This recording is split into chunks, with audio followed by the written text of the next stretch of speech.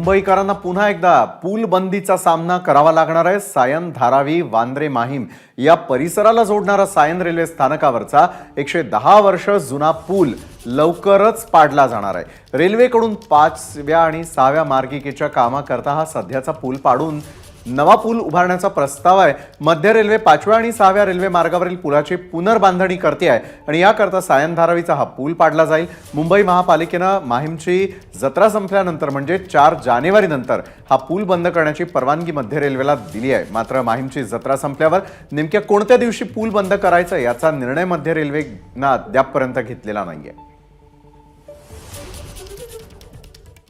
तर हा पूल पाडला तर पूर्व आणि पश्चिम उपनगरांना जोडणारे पर्यायी मार्ग कोणते असतील ते पाहूयात।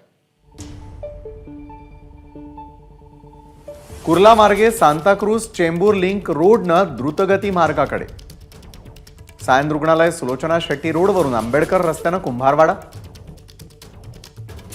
तर चुनाभट्टी बीकेसी कनेक्टरद्वारे कार बीकेसी जाऊ शकतील। एबीपी माझा, उघडा डोळे बघा नीट।